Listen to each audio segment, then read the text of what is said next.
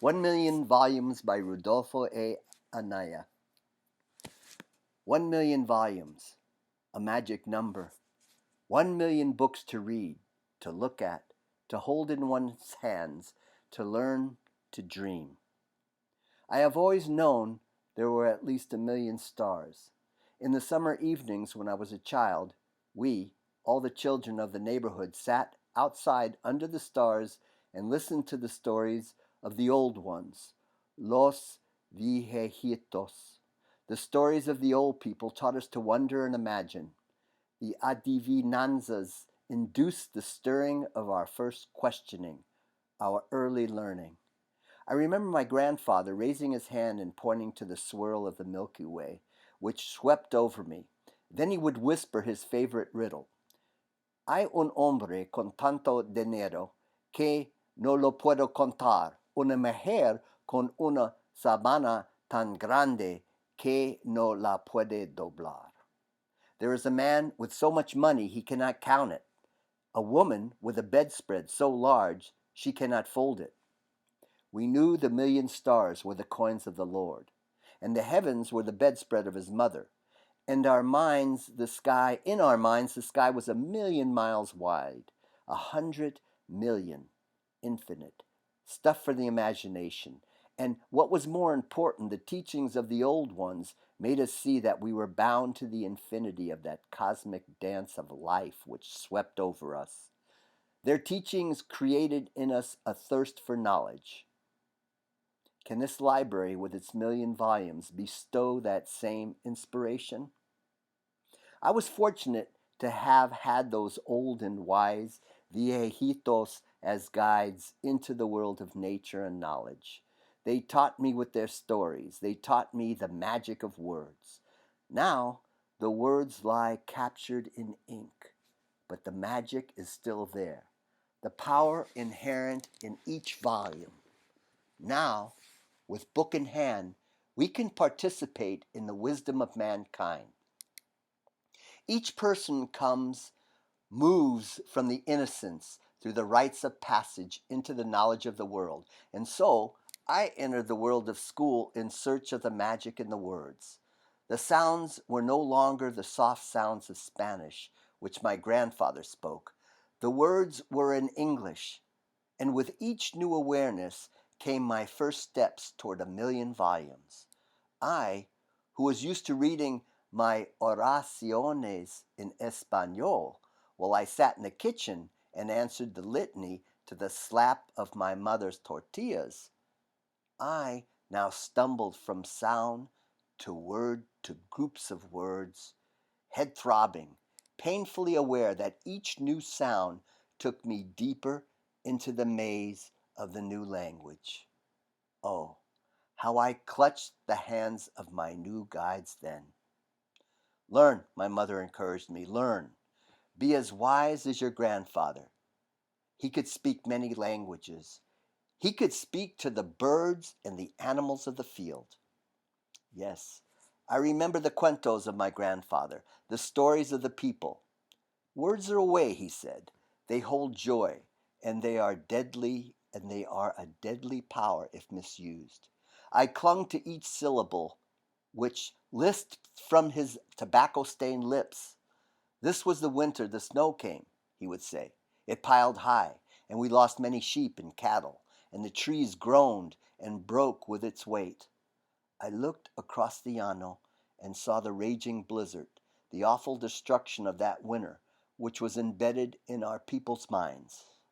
And the following summer, he would say, the grass of the llano grew so high we couldn't see the top of the sheep. And I would look, and I'd see what was once clean and pure and green. I could see 1 million sheep and the pastores caring for them, as now I care for the 1 million words that pasture in my mind. But 1 million books? How can we see 1 million books? I don't mean just books lining the shelves here at the University of New Mexico. Not just the first worn covers, the intriguing titles. How can we see the worlds that lie waiting in each book? 1 million worlds, 1 million. million worlds. And the beauty of it is that each world is related to the next, as was taught to us by the old ones. Perhaps it is easier for a child to see. Perhaps it is easier for a child to ask, how many stars are there in the sky? How many leaves in the trees of the river? How many blades of grass in the llano? How many dreams in a night of dreams? So I worked my way into the world of books. But here is the paradox. A book at once quenches the thirst of the imagination and ignites new fires. I learned that as I visited the library of my childhood, the Santa Rosa Library. It was only a dusty room in those days, a room sitting atop the town's fire department, which was comprised of one dilapidated fire truck used by the town's volunteers only in the direst emergencies. But in that small room I found my shelter and retreat. If there were 100 books there, we were fortunate, but to me there were a million volumes. I trembled in awe when I first entered that library because I realized that if the books held as much magic as the words of the old ones, then indeed this was a room full of power. Miss Pansy, the librarian, became my new guide. She fed me books as any mother would nurture her child. She brought me book after book, and I consumed them all. Saturday afternoons disappeared as the time of day dissolved into the time of distant worlds. In a world that occupied most of my schoolmates with games, I took the time to read. I was a librarian's dream. My tattered library card was my ticket into the same worlds of my grandfather, the same worlds that he had known, worlds of magic that fed the imagination. Late in the afternoon, when I was satiated with reading, when I could no longer hold in my soul the characters that crowded there, I heard the call of the llano, the real world of my father's ranchito, the solid, warm world of my mother's kitchen. Then, to the surprise and bewilderment of Miss Pansy, I would rush out and race down the streets of our town, books tucked under my shirt, in my pockets, clutching tightly to my breast. Mad with the insanity of books, I would cross the river to get home, shouting my crazy challenges even at La Llorona. And that poor spirit of so many frightening cuentes would wither and withdraw. She was no match for me. Those of you who have felt the same exhilaration from reading or from love will know about what I'm speaking. Alas, the people of town could only shake their heads and pity my mother. At least one of her sons was a bit touched. Perhaps they were right, for few will trade a snug reality to float on words to other worlds. And now there are a million volumes for us to read here at the University of New Mexico Library. Books on every imaginable subject in every field, a history of the thought of the world, which we must keep free of censorship because we treasure our freedoms. It is the world, or it is the word freedom, which eventually must reflect what this collection, or the collection of any library, is all about.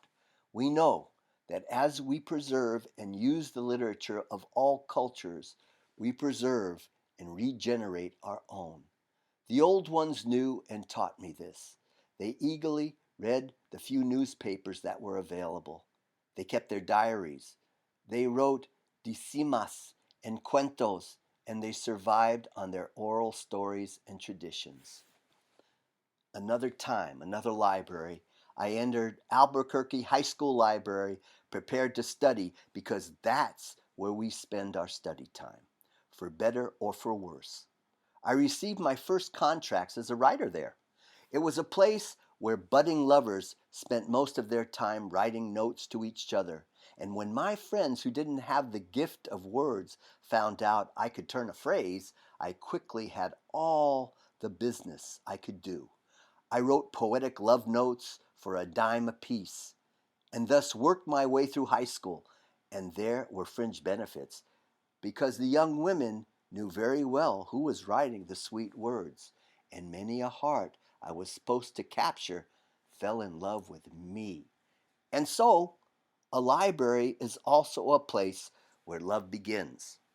A library should be the heart of a city with its storehouse of knowledge. It liberates, informs, teaches, and enthralls. A library, indeed, should be the culture center of any city amidst the bustle of work and commerce. The great libraries of the world have provided a sanctuary where scholars and common man alike come to enlarge and clarify knowledge, to read and reflect in quiet solitude. I knew a place like this. I spent many hours in the library on Central Avenue and Edith Street. But my world was growing, and quite by accident I wandered up the hill to enroll in the University of New Mexico. And what a surprise lay in store for me. The libraries of my childhood paled in comparison to this new wealth of books housed in Zimmerman Library. Here there were stack after stack of books and ample space and time to wander aimlessly in this labyrinth of new frontiers. I had known the communal memory of my people through the newspapers and few books my grandfather read to me, and through the rich oral tradition handed down by the old ones. Now I discovered the collective memory of all mankind at my fingertips. I had only to reach for the books that laid all history bare. Here I can converse with the writers from every culture on earth, old and new. And at the same time, I began my personal odyssey, which would add a few books to the collection, which in 1981 would come to house 1,000,000 volumes. Those were exciting times. Around me swirled the busy world of the university, and in many respects an alien world. Like many fellow undergraduates, I sought refuge in the library. My haven during those student university years was the reading room of the West Wing of the old library. There I found peace. The carved vigas decorating the ceiling, the solid wooden tables and chairs, and the warm adobe color of the stucco were things with which I was familiar. There I felt comfortable. With books scattered around me, I could read and doze and dream. I took my breaks in the warm sun of the portal, where I ate my tortilla sandwiches, which I carried in my brown paper bag. There, with friends, I sipped coffee as we talked of the changing world. This is a rich and pleasant time in my memory. No matter how far across the world I find myself in the future, how deep in the creation of worlds and words, I shall keep the simple and poignant memories of those days. The sunset golden on the ochre walls, and the green pine trees and the blue spruce, sacred trees to our people, whispered in the breeze. I remember my grandfather meeting with the old men of the village in the Rosalana of one of the men's homes, or against the wall of the church on Sundays, and I remember the things they said. Later, alone, dreaming against the sun-warmed wall of the library, I continued that discourse in my mind. Yes, the library is a place where people should gather. It is a place for research, reading, and for the quiet fomentation of ideas. But because it houses the collective memory of our race, it should also be a place where present issues are discussed and debated and researched in order for us to gain the knowledge and insight to create a better future. The library should be a warm place that reflects the needs and aspirations of the people.